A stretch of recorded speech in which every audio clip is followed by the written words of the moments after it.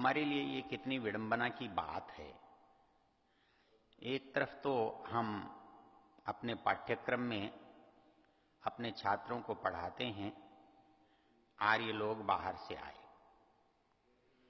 और जब वो बात खड़गे जैसे नेता संसद में उठाते हैं तब हमें याद आता है कि ये तो बहुत दुर्भाग्यपूर्ण और षड्यंत्रपूर्ण कथन है।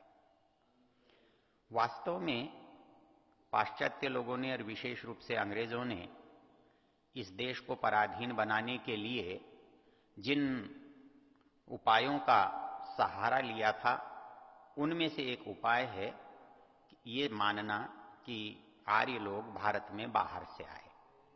यह नितांत काल्पनिक बल्कि कपोल कल्पित एक सिद्धांत है, और जिसको उन्होंने अपने यहाँ के विद्वानों के द्वारा प्रतिपादित करवा के प्रचारित और प्रसारित किया, और हम भी उसको मानने लगे। वास्तव में ये इस देश के विभाजन का और इसके टुकड़े करने का एक षड्यंत्र है। उसी का एक उपाय है जिसे हम आर्य बाहर से भारत में आए ये मानते हैं। ये बात इसलिए गलत है कि यदि कोई भी व्यक्ति बाहर से आता है तो उसका इतिहास उसके साथ आता है। आप कहते हैं कि पूरी जाति उठ करके यहां आई और यहां उसने यहां के रहने वालों पर आक्रमण किया और उनको पराजित किया। पहला प्रश्न यह है कि वो कहां से आई, क्या वहां उनके अवशेष हैं, उनका इतिहास वहां है, उनकी भाषा है, उनकी संस्कृति है। वो आए तो सारे के सारे एक दिन में आकर भारत तो नहीं बसे, आकाश मार्ग से तो नहीं आए। वो आए होंगे जिन मार्गों से होकर, क्या उन मार्गों में उनके अवशेष, उनकी संपत्ति, उनकी साधन, उनकी भाषा, उनकी संस्कृति के अवशेष मिलते हैं? गलत है, मिथ्या है। ये कहना कि यहां आकर उन्होंने आक्रमण किया, तो एक बड़ा प्रश्न उठता है कि आपकी दृष्टि में आर्य विजयी जाति है जिसने यहां आक्रमण करके इस देश पर अधिकार किया। तो आप कल्पना कीजिए कि जिसने विजय प्राप्त की हो उसके विजय के चिन्ह न मिले, इतिहास में उस घटना का वर्णन न मिले, लोक कथाओं में, दंत कथाओं में उसकी चर्चा न हो, कहीं कोई खनन में उसके अवशेष न मिले, कोई स्तंभ, कोई स्मारक, कोई काव्य, कोई इतिहास हमारे यहां न बना हो, सिक्के न चलाए गए हों, या कोई और महत्वपूर्ण घटना जो इतिहास में घटित हुई वो लिखी न गई हो, ये नितांत कल्पना है। क्योंकि हमारे पूरे इतिहास में आर्यों के बाहर से आने का किसी तरह का उल्लेख नहीं है। हां, यहां जितनी घटनाएं घटी हैं, और ऋषि दयानंद इसमें पहले प्रवक्ता हुए हैं जिन्होंने कहा कि आदि सृष्टि में जब मनुष्य की उत्पत्ति तिब्बत में हुई तो सबसे पहले मनुष्य इस देश में भारतवर्ष में आया, और यहां उन्होंने इसका नाम आर्यावर्त और बाद में भारतवर्ष रखा। इससे पहले इसका कोई नाम नहीं था और यहां रहने वाले भी आर्यों के अतिरिक्त कोई नहीं थे। दूसरी महत्वपूर्ण बात, जो लोग ये मानते हैं कि यहां द्रविड़ और आर्य और अनार्य दो नस्ल हैं, गलत है। क्योंकि आर्य गुणवाचक शब्द है। हमारे यहां कोई भी आर्य बन सकता था, कोई आर्य से अनार्य बन सकता था, तो उसमें विभाजन कैसे हो सकता है? फिर जिनको आप अनार्य कहते हो, आप उनको अलग सिद्ध करने की कोशिश करते हो, किंतु आपके प्रयत्नों से पहले और आज तक उनके देवी देवता, उनके संस्कार, उनकी दिनचर्या, उनकी परंपराएं, उनके पर्व, उनकी घटनाएं, उनका इतिहास, उनके महापुरुष, उनका भूगोल, उनका इतिहास हमसे तो कहीं भी अलग नहीं है, आर्यों से किसी भी तरह से अलग नहीं है। इतना ही क्यों, उनके गोत्र, उनके पारिवारिक संबंध, उनके जो एक दूसरे से व्यवहार, एक दूसरे की भाषा, एक दूसरे की मान्यताएं बिल्कुल एक जैसी हैं, वो दो हैं ही नहीं। ऐसी स्थिति में ये कहना कि आर्य लोग बाहर से आए, ये एक षड्यंत्र का ही हिस्सा है।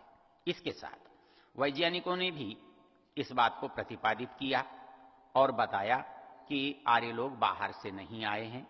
आर्य गुणवाचक शब्द है, और वो यहां जिन्होंने अपनी संस्कृति और सभ्यता को विकसित किया, पल्लवित, पुष्पित किया, फलित किया, वो यहीं के निवासी थे। यहाँ की ऐतिहासिक परंपरा यदि आप देखें, यहाँ के इतिहास की जो इतिहास की परंपरा है उसको आप देखें। आप कल्पना कीजिए कि वेद यहाँ पर हैं, वेद के बाद उपवेद हैं, शाखाएं हैं, ब्राह्मण हैं, आरण्यक हैं, उपनिषद हैं, मनुस्मृति हैं, कालिदास हैं। ये एक बहुत लंबी परंपरा है जिसमें धर्म ग्रंथों से लेकर के इतिहास काव्य, महाकाव्यों तक की चर्चा है। तो क्या आप यहाँ अनुभव कर सकते हैं कि यहाँ कोई दूसरी जाति रही है और वो आर्यों से भिन्न है, वो आर्यों का विरोधी है? ऐसा नहीं है। इतना ही नहीं, ऋषि दयानंद ने एक अद्भुत तर्क दिया इस काम के लिए। हम बहुत सारी इतिहास की जो सामग्री है उसको ये मानकर चलते हैं कि इससे कोई चीज सिद्ध होती है। हमारे शिलालेख, हमारे ताम्रलेख, हमारे पुस्तकीय लेख, ये भी कम होते हैं। सबसे अधिक होता है हमारे जीवन में, हमारे समाज में, हमारे व्यक्तिगत जीवन से की परंपरा में कुछ बातें ऐसी होती हैं जो निरंतरता से चलती हैं, परंपरा से चलती हैं, और उनमें एक महत्वपूर्ण तथ्य और एक महत्वपूर्ण प्रमाण है हमारा संकल्प पाठ। हमारे संकल्प पाठ के लिए जब हम इसका विवेचन करते हैं, और कोई तरीका हमारे पास प्रकार ऐसा नहीं है जो हमारी चीज को पुरातन से पुरातन को बिल्कुल यथावत बता सके, लेकिन आर्यों ने एक ऐसी चीज को विकसित किया जो संकल्प के रूप में हमारे इतिहास को, हमारे भूगोल को, हमारी कालगणना को, हमारे पूरे संदर्भ संस्कृति को एक से दूसरे तक प्रवाहित करती हुई चली आ रही है। और उसका सबसे बड़ा प्रमाण यह है, कोई कहे कि आर्यावर्त कहाँ है, कोई कहे ब्रह्मावर्त कहाँ है, कोई कहे भारतवर्ष कहाँ है, कोई कहे उत्तर में है, कोई कहे दक्षिण में है, कोई कहे पश्चिम में है। इसका बहुत सरल और बहुत सहज समाधान हमारे पास इस संकल्प के द्वारा मिलता है।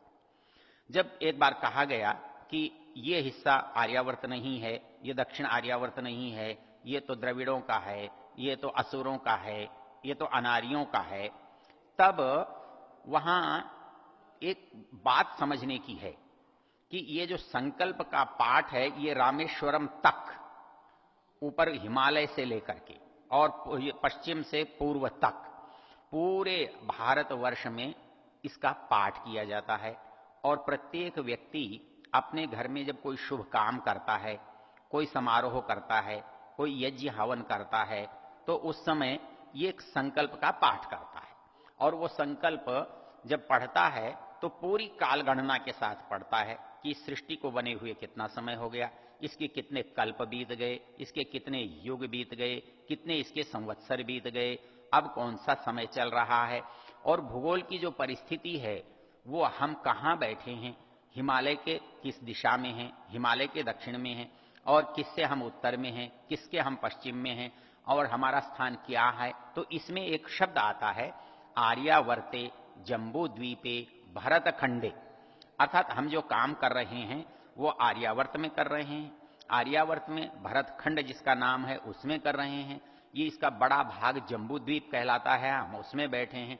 इतनी प्रामाणिक जानकारी हमारे पूरे भारतवर्ष के प्रत्येक गांव और घर में आज भी सुरक्षित है, और इस के द्वारा हम अपने देश को यदि आर्यावर्त कहते हैं तो आर्यों के रहने का जो स्थान है वही तो आर्यावर्त कहलाएगा।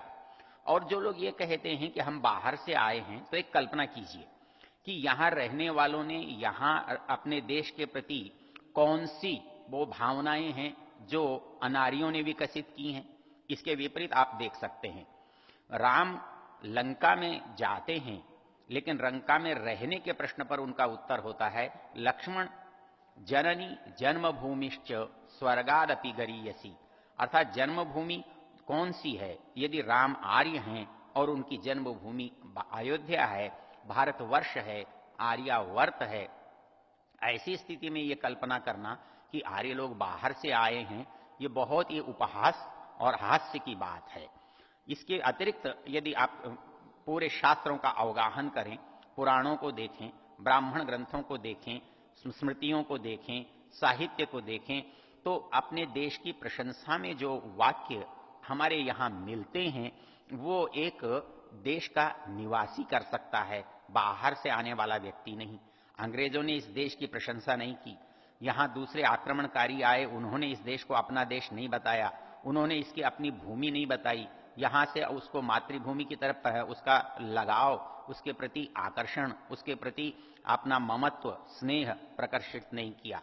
देखिए एक सुंदर पंक्ति जो इस भारतवर्ष के लोगों के हृदय में इस भारतवर्ष के प्रति, इस आर्यावर्त के प्रति क्या भाव रहते हैं, यदि उसको हम जानें तो हमें पता लगेगा कि यहाँ के मूल निवासी कोई और नहीं है, केवल आर्य हैं और यह देश उनका आर्यावर्त है। पंक्ति है, गायन्ति देवा किल गीतकानी धन्यास्तुते भारत भूमि भागे स्वर्गापवर्गास्पद मार्ग भूते भवंती भूयः पुरुषः सुरत्वात्।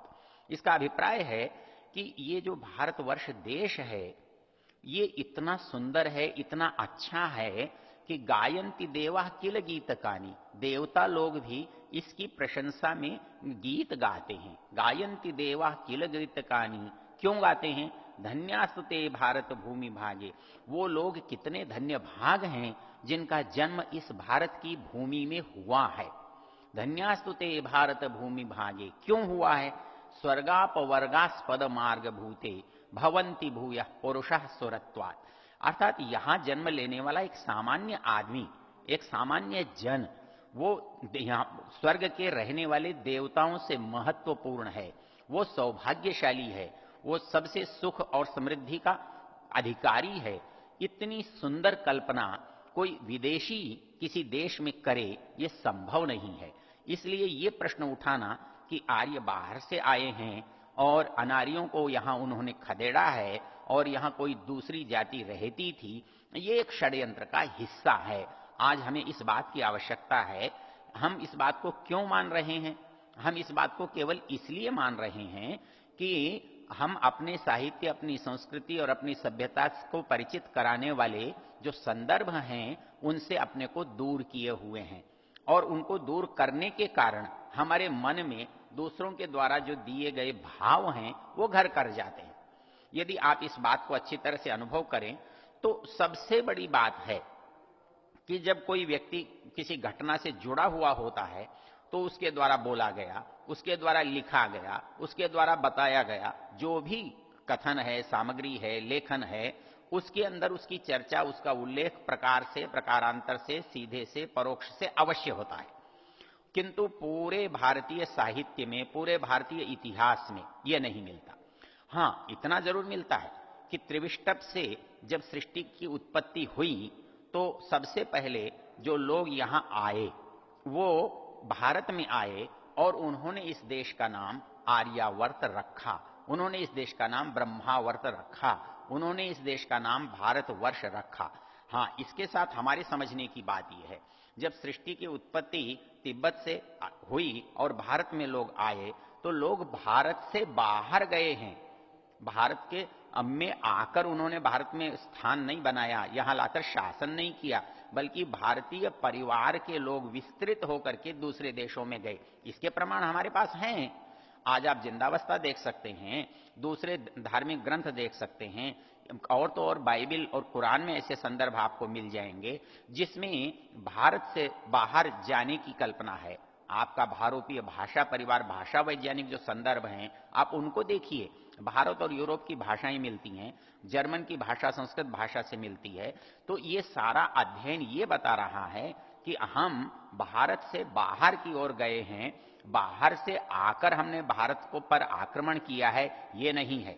भारत उसका मूल है, समस्त संस्कृतियों का मूल है, समस्त साहित्य संदर्भ दार्शनों का मूल है और यहां से संसार में संस्कृति का विकास हुआ है, विस्तार हुआ है। इसलिए हमारे चिन्ह विश्व में सब जगह मिलते हैं और हम बाहर से आए इसका कोई चिन्ह नहीं मिलता। यही इसका सबसे बड़ा प्रमाण है।